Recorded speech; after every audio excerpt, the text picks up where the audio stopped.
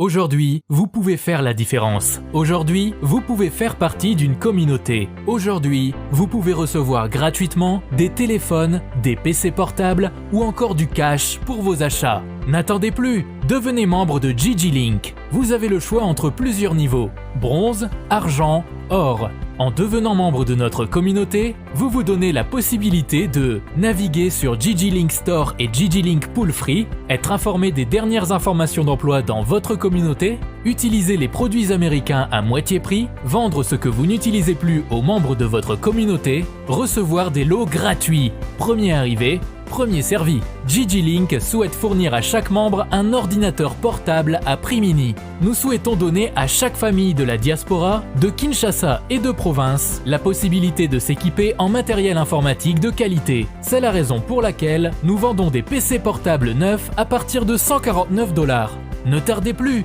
visitez gglink.com. Ne tardez plus, visitez gglink.com. Excellence Nana Manonina mbote na yo. Mbote papa. Radio Kapi kiteli yo na cabinet na musala pona utuna yo makambo zo sala oza ministre près le président de la République outi kutukosenga bateke na bayaka na kwa mutukuna bayokana effort nini ozo sala pe po boyokani wana et comme bena effectif. Merci beaucoup pour na motuna. Na obandaki kotuna nanu ministère nangai esalaka musala nini tina nango nini ministère nangai eza ministère eza rattaché na président ya république na présidence te mais na président ya république ministère près le président et non près de la présidence ministère oyo eza na rôle ya ko accompagner mokonzi ya mboka na ko renforcer cohésion et unité sur toute l'étendue ya mboka na biso. Eza na attribution mosusu. On a pesi wana eza ya munene. C'est-à-dire que naza wana na ko accompagner mokonzi à renforcer cohésion et unité na mboka. À part attribution wana ministère o eza susu na rôle actuellement ya ko participer ko banda na conception ya ba réforme institutionnelle mise en œuvre nango pe suivi nango. À part attribution liée à la réforme, le ministère Nabiso est na musala ya ko participer na ba commission interministérielle nyonso pe ko pesa directement mokonzi mboka rapport. Et na sukosu kisa ministère Nabiso et sala ka activité en rapport na ba attribution nyonso pe eza censé ko pesa rapport mensuel na mokonzi mboka. Voilà ba attribution oyo et kadraka musala obiso to salaka na motuna o etali nini to sali pona conflit eza na bateke to conscientiser to sensibiliser comme toujours ce que otali ata na ba province mosusu to senga ka bandeko ya Congo bazwa conscience ke na ngonga oyo bokabwani eza na litomba te ba discours ya haine ba intérêt personnel ezo sunga mboka te to senga ka bandeko ba congolais ba sangana to comprendre que ezana mutu mosusu te o akoki ko bongisela biso Congo soki biso moko to telemite or to koki ko bongisa Congo te soki to yokani te parce que ba français babi soki bato ba yokani te bakoki ko tambola nzela moko te souci na biso ezala koyebisa bandeko ba congolais que eza tango ya biso to limbisana parce que place batu bafandi mabe ezangaka te mais mabe wana éprimé te na oyo biso tokoki kosala ba divergence na biso ezala richesse oyo ekoki kosangisa biso d'avance po tozala bomoko to tombola mboka na biso alors pona oya kwa mutu eloko liboso tosalaki biso tozalaki pa mokonzi ya mboka je pense que bolandaki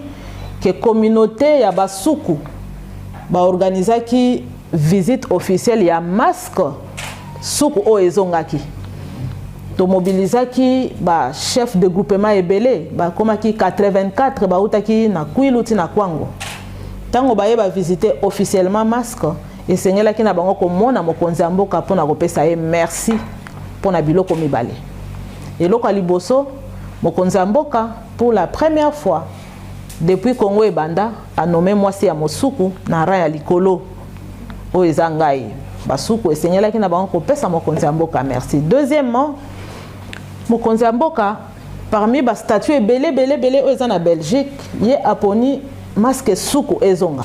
ezelo moko e valoriser lisusu basuku nde esengela ki bamona mokonzi ya mboka. Mais tant que kopesa mokonzi ya mboka merci, mokonzi ya mboka tellement lati souci ya kimia pona mboka na ye abandaki kolala te pona nyonso ezoleka na mai ndombe a profiter l'occasion ko senga bango ke bakota pe likambo oyo ya conflit entre teke e yaka pour kimia ezonga malgré action ya gouvernement ezali mais ba chef de groupement pe bango na bango bakoki kosolola na bakolo mabele ya teke pe yaka pona kozongisa kimia na mai ndombe. Ndenzela oyo roi Minikongo na ba groupement mosusu bazwaki mission officielle ya chef de l'état omonaki bilili bakendaki basali musala kitoko balongoli ba barrière na nzela ba réussir ko récupérer ba armes bakangi ba assaillants. Et avant ça c'est vrai il y avait un travail oyo salemaki soki nazo expliquer po yeba ke naza na sima ya action wana po toni ministère na ngesali nini ministère nde mutu ememelaki mokonzi ya mboka bato ministère nde mutu ezolandela ndenge nini bazosala ministère azo participer d'une manière ou d'une autre. Je crois que bozolanda pe ba message nanga sur la cohésion et l'unité nationale.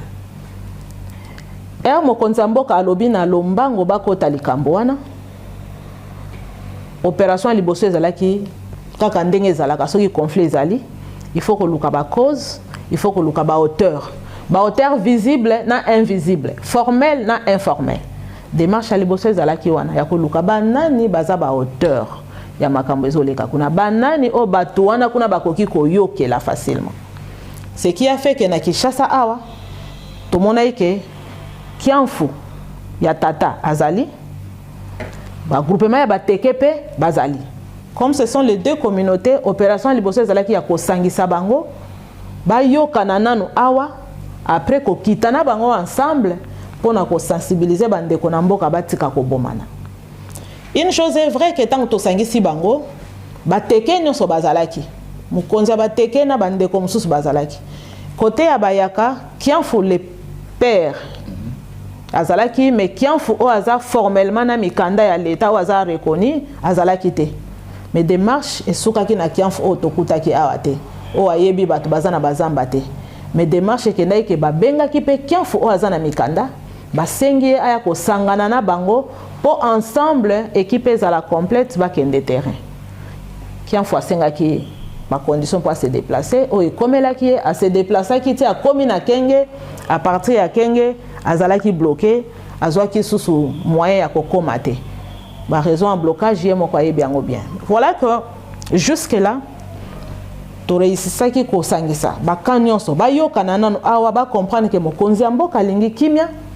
ba sali réconciliation et puis ensemble nde ba accompagner ki commission mokonzi ya mboka taki en place kuna na bateke na bayaka ba vidéo la kisi mosala kitoko o bango basalaki tango bazongi bake kopesa rapport na mokonzi ya mboka et puis mokonzi ya mboka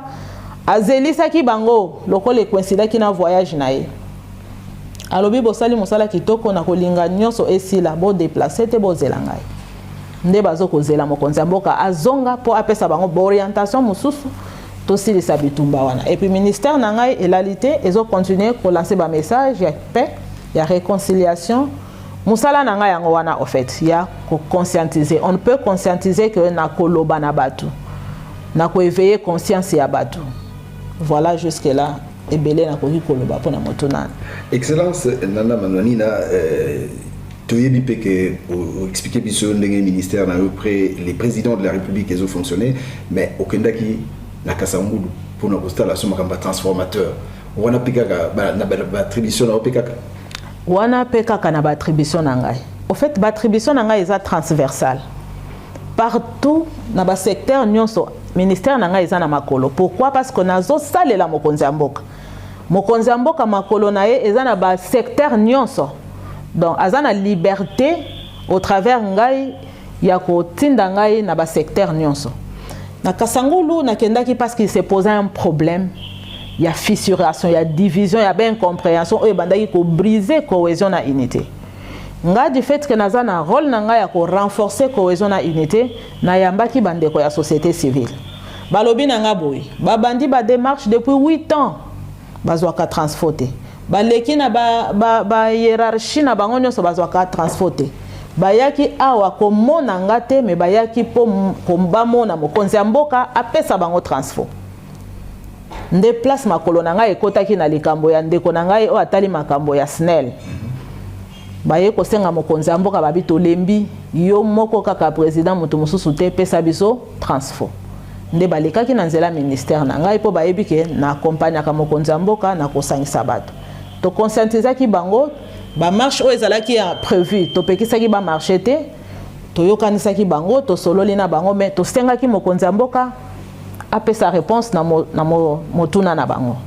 bomoni ke mokonzi ya mboka réagisaki na lombango nde toke kotika transfo tokendaki biso moko te to associaki ministre ya secteur to bengi ministre azaki absent apesi biso dircab na ye tozwi DG ya SNEL ensemble biso toke na kombo ya mokonzi ya mboka kopesa transfo o mokonzi ya mboka atindaki donc tolitaki ko bato babunda te marche ezala te bazokisana te mais cohésion na unité etikala renforcée nde place tokotai makolo na likambo ya kasangolo excellence nana manani na zongeli sociosa professeur d'université nazomi tuna osalaka nde nini préparer bako pour les étudiants et puis cause na ministère ndenge yo mo sur le ministère na yo près les présidents de la République des transversales osalaka nde ni professeur d'université et puis ministère na créaka temps pe na m'organisaka eza facilité neti awa nazana cours na 14h il faut na introduire cours na polytechnique naza obligé à kokende parce que ça ba responsabilité nanga donc na zwaka ba tâche nangai na tali temps nangai na tali ba priorité et puis na bundi pour na pesa le meilleur de moi-même. Alors tu as dit que le ministère de la jeunesse est à la rappel dans Mboka mais yo pe ka na ministère na yo excellence nana manonina ou ça que ba jeune n'a parlé du peuple et c'est peut-être pour c'est vrai que le message appelle toujours mais aux hommes là que net ba ministère on a mis sur ba RMOP ba ko ndike ko sepelate bon soki bande ko na ngai ba ministre mususu ba sepelite c'est-à-dire que ba bomi ministère na ngai naza transversal ezana ba action ya renforcement ya cohésion na unité on a ko sala na ba mama ministre agent a kotomboka te tozana ba action mususu ko sala na ba jeune ministre jeunesse a kotomboka te tokendaki kasangulu ministre chargé énergie a tomboki te nakendaka soki nake na province nazalaka accompagné na ba AT ba gouverneur ba député ministre intérieur a tombokaka te c'est-à-dire que biso to se comprenaka ke mosala na biso eza transversal donc activité nanga parler du peuple ezalaki kaka te pona te ya ba jeune sur cohésion na unité nationale mais ezalaki plus pona yebisa ba jeune que bazwa conscience ya o bango bazali jeunesse eza une force jeunesse eza avenir ya lobby ba jeune na biso soko tali malamu kaka bango pende baza ba cible bazalaka facilement instrumentalisé facilement utilisé pour ba intérêt moko éphémère mais soko tali malamu bazo se retrouver te alors to regrouper ki ba jeune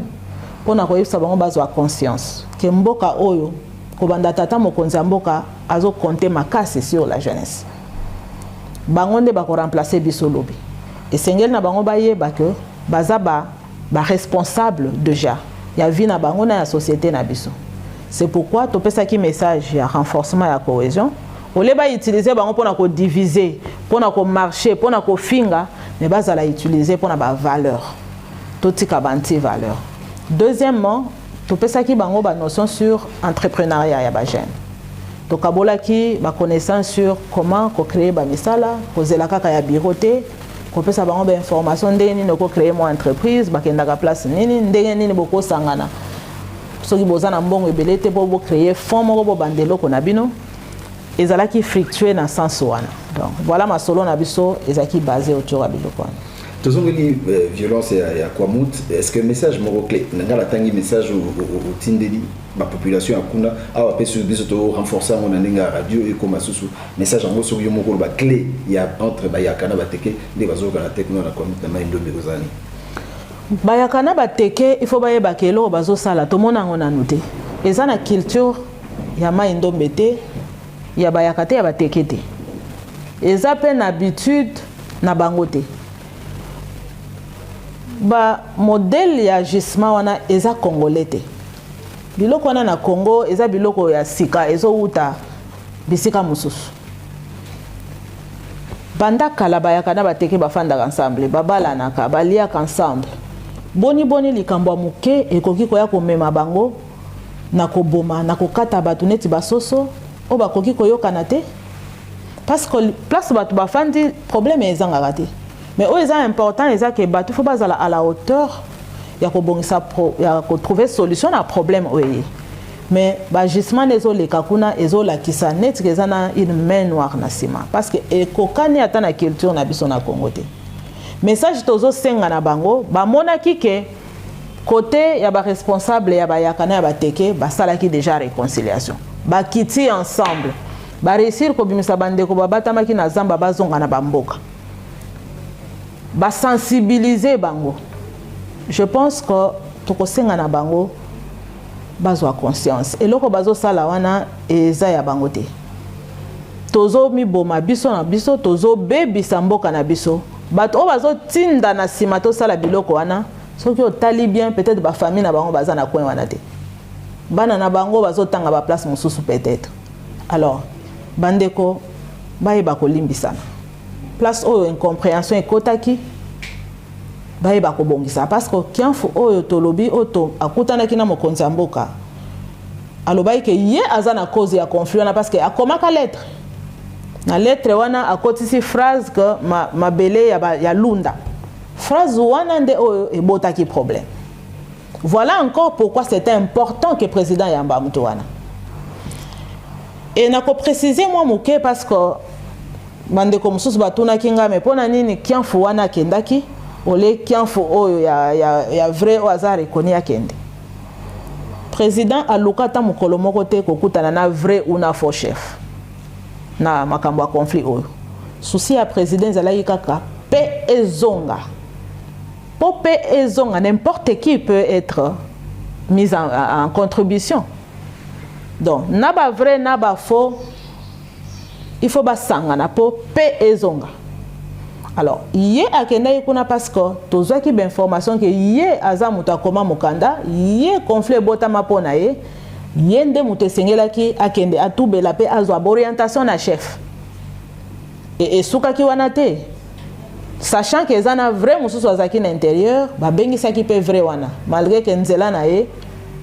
et rencontra ki objectif na bisote a longwe kuna aye quelque part asukeli na nzela pona ba raison oye moko ayebi. Donc je pense que ceux qui ba leader ba sangani ba pesi message population yoka mais na ko lancer sous message kaka na likambo oyo ke bato nyonso bazana simelo ko wana o bazo instrumentaliser bazo sunga mboka te batika parce que loko bazo sala ekolanda bango ata lelo te lobby ou ba génération future tozana moment te ya intérêt personnel ya koloba il fallait zalanga yete il fallait zala groupe nanga groupe na yete moment oyo soki neti bozi muta uti libanda yako bondisa bino na ndako est-ce que ba divergence ndako yebana batu basangana kananu vous trouvez solution à problème et puis bozongeli ba problème na bino c'est-à-dire que minute oyo to ana posa te ya ko gérer ba conflit lié à intérêt ya batu to ana posa na ngote to ana posa batu wana so batika nanu ba problème na bango basangana to sisa likambo oyo soki te eko risquer comme na ba province mosusu ti to sutuki un matin Congo nyonso to na bitumba partout ba responsable eko sala banani to na ko senga na bango ba o bazo pelisa moto ba o bazolinga ba mema ba dossier na bango individuel na mukongwa likambo ya mai ndombe atika nanu. Alors au petit message clair excellence Nana Manonina mais namonaki ancien premier ministre Adolphe Muzitu akendaki pe na kwa mutu pona relancer pe message yosiko au monaki likambo ndenge nini utolo balikambo ko sangana awa pona batinyoso na sepelaki na initiative na ye ya kokende ko pesa message minito to ana posa ya port ya mutu nyonso. C'est vrai que yakokaki kokende avant tant ba barrière ezalaki mais tant bandeko na ye ba précédent ki balongoli ba barrière bazongisi bato na bamboka c'est tout à fait normal ndeko mozito aleka pona ko sensibiliser et puis mosusu o alingi ko kende to ana posa ya motu nyonso acha loboko na ye na pati poto sisa bitumba wana. Excellence, nanina moi bandam wa mituna to bongisa ki pona rotuna lelo to CDC à moi que vous allez le monsieur ngo baksa pour to clôturer ma salon na biso. Pona ko sukisa na ko senga na peuple congolais nyonso basunga mokonzi ya mboka batala vision ya tata mokonzi ya mboka eza ya ko unir mboka na ye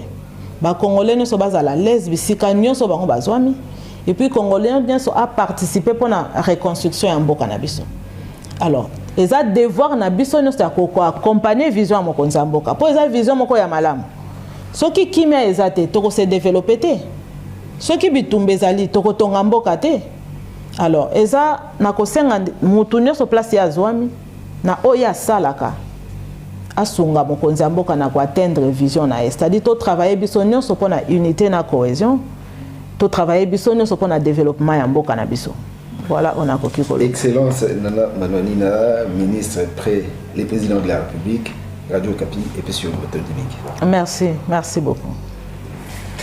Aujourd'hui, vous pouvez faire la différence. Aujourd'hui, vous pouvez faire partie d'une communauté. Aujourd'hui, vous pouvez recevoir gratuitement des téléphones, des PC portables ou encore du cash pour vos achats. N'attendez plus, devenez membre de Gigi Link. Vous avez le choix entre plusieurs niveaux, bronze, argent, or. En devenant membre de notre communauté, vous vous donnez la possibilité de naviguer sur Gigi Link Store et Gigi Link Pool Free, être informé des dernières informations d'emploi dans votre communauté, utiliser les produits américains à moitié prix, vendre ce que vous n'utilisez plus aux membres de votre communauté, recevoir des lots gratuits. Premier arrivé, premier servi. Gigi Link souhaite fournir à chaque membre un ordinateur portable à prix mini. Nous souhaitons donner à chaque famille de la diaspora, de Kinshasa et de province, la possibilité de s'équiper en matériel informatique de qualité. C'est la raison pour laquelle nous vendons des PC portables neufs à partir de $149. Ne tardez plus,